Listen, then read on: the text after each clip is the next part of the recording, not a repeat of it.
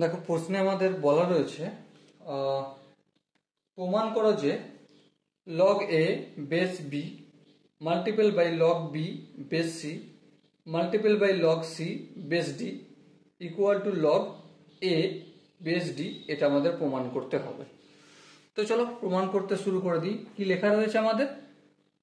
log of a base b multiple log of b base c multiple log of c base d।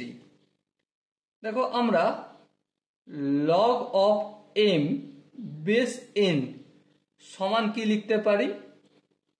log of m by log of n লিখতে পারি।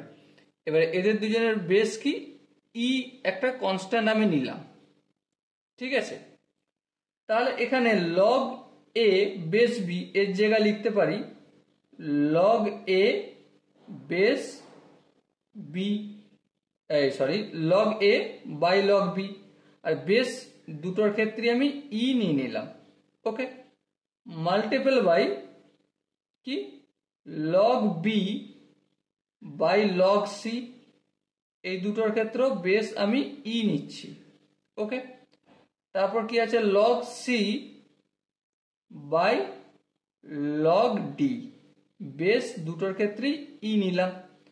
তাহলে এখানে log c আর এই log c কাটবে, আর এখানে log b এই log b কাটবে।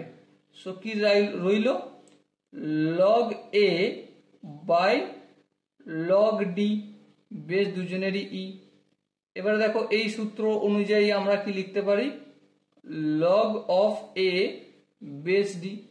আর এটাই ছিল আমাদের রাইট হ্যান্ড সাইডে, ওকে।